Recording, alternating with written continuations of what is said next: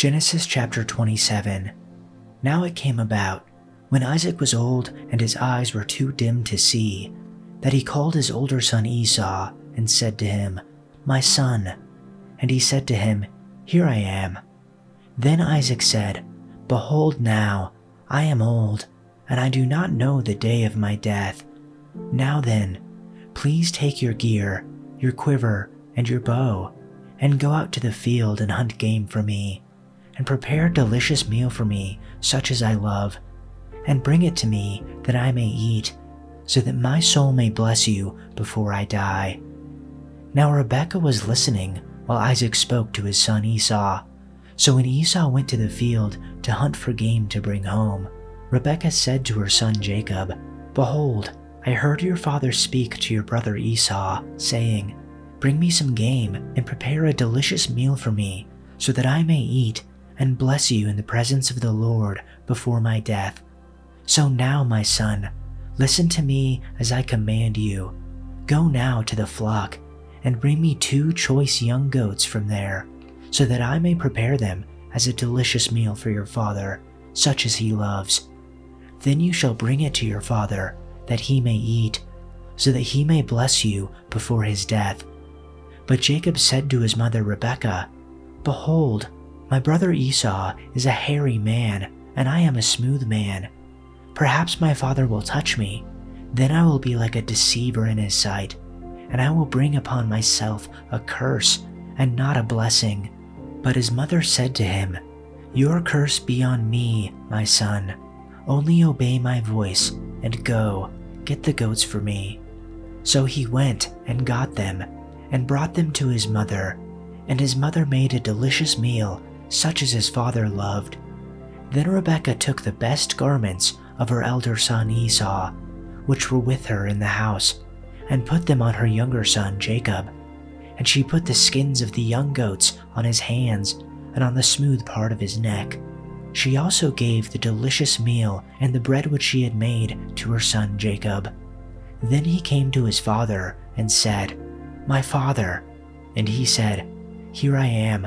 Who are you, my son?" Jacob said to his father, "I am Esau, your firstborn. I have done as you told me. Come now, sit and eat of my game, so that you may bless me." Isaac said to his son, "How is it that you have it so quickly, my son?" And he said, "Because the Lord your God made it come to me." Then Isaac said to Jacob, "Please come close, so that I may feel you, my son, whether you are really my son Esau or not." So Jacob came close to his father Isaac, and he touched him and said, "The voice is the voice of Jacob, but the hands are the hands of Esau." He did not recognize him, for his hands were hairy like those of his brother Esau, so he proceeded to bless him. "Are you really my son Esau?" he asked. "I am," he replied. Then he said, "My son, bring me some of your game to eat, so that I may give you my blessing." Jacob brought it to him, and he ate, and he brought some wine, and he drank. Then his father Isaac said to him, "Come here, my son, and kiss me." So he went to him and kissed him. When Isaac caught the smell of his clothes, he blessed him and said, "Ah, the smell of my son is like the smell of a field that the Lord has blessed. May God give you heaven's dew and earth's richness, an abundance of grain and new wine. May nations serve you, and peoples bow down to you. Be Lord over your brothers, and may the sons of your mother bow down to you. May those who curse you be cursed, and those who bless you be blessed."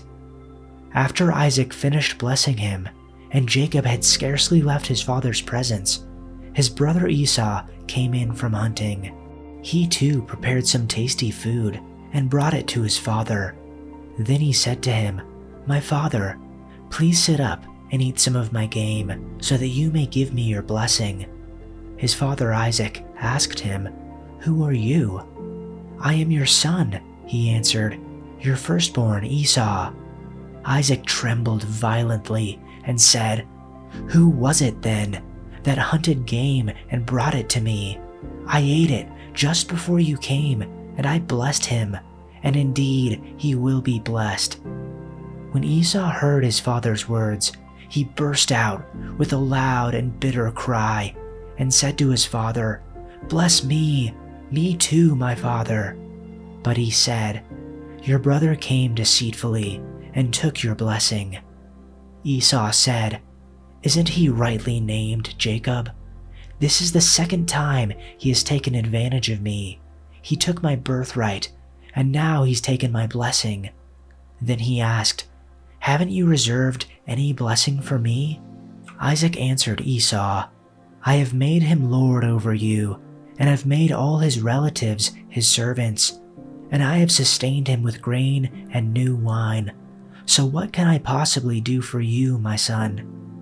Esau said to his father, "Do you have only one blessing, my father? Bless me too, my father." Then Esau wept aloud. His father Isaac answered him, "Your dwelling will be away from the earth's richness, away from the dew of heaven above. You will live by the sword, and you will serve your brother. But when you grow restless, you will throw his yoke from your neck." Esau held a grudge against Jacob because of the blessing his father had given him. He said to himself, "The days of mourning for my father are near. Then I will kill my brother Jacob." When Rebekah was told what her older son Esau had said, she sent for her younger son Jacob and said to him, "Your brother Esau is planning to avenge himself by killing you. Now then, my son, do what I say. Flee at once to my brother Laban in Haran. Stay with him for a while until your brother's anger against you subsides and he forgets what you did to him. Then I will send word and get you from there. Why should I lose you both in one day?" And Rebekah said to Isaac, "I am tired of living because of the daughters of Heth. If Jacob takes a wife from the daughters of Heth like these, from the daughters of the land, what good will my life be to me?" Chapter 28. So Isaac called Jacob and blessed him and commanded him, saying to him, "You shall not take a wife from the daughters of Canaan. Arise, go to Padan Aram, to the house of Bethuel, your mother's father, and from there take to yourself a wife from the daughters of Laban, your mother's brother. May God Almighty bless you and make you fruitful and multiply you, so that you may become a multitude of peoples. May he also give you the blessing of Abraham, to you and to your descendants with you, so that you may possess the land where you live as a stranger, which God gave to Abraham." Then Isaac sent Jacob away, and he went to Padan Aram, to Laban, son of Bethuel the Aramean, the brother of Rebekah, the mother of Jacob and Esau. Now Esau saw that Isaac had blessed Jacob, and sent him away to Padan Aram, to take to himself a wife from there, and that when he blessed him, he commanded him, saying, "You shall not take a wife from the daughters of Canaan," and that Jacob had obeyed his father and his mother, and had gone to Padan Aram. So Esau saw that the daughters of Canaan displeased his father Isaac, and Esau went to Ishmael and married, besides the wives that he had, Mahalath, the daughter of Ishmael, Abraham's son, the sister of Nebaioth. Then Jacob departed from Beersheba and went toward Haran, and he happened upon a particular place and spent the night there, because the sun had set. And he took one of the stones of the place and made it a support for his head, and lay down in that place. And he had a dream, and behold, a ladder was set up on earth, with its top reaching to heaven, and behold, the angels of God were ascending and descending on it. Then behold, the Lord was standing above it, and said, "I am the Lord, the God of your father Abraham, and the God of Isaac. The land on which you lie I will give to you, and to your descendants. Your descendants will also be like the dust of the earth, and you will spread out to the west and to the east, and to the north and to the south, and in you and in your descendants shall all the families of the earth be blessed. Behold, I am with you and will keep you wherever you go, and will bring you back to this land. For I will not leave you until I have done what I have promised you." Then Jacob awoke from his sleep and said, "The Lord is certainly in this place, and I did not know it." And he was afraid and said, "How awesome is this place! This is none other than the house of God, and this is the gate of heaven." So Jacob got up early in the morning and took the stone that he had placed as a support for his head and set it up as a memorial stone and poured oil on its top. Then he named that place Bethel, but previously the name of the city had been Luz.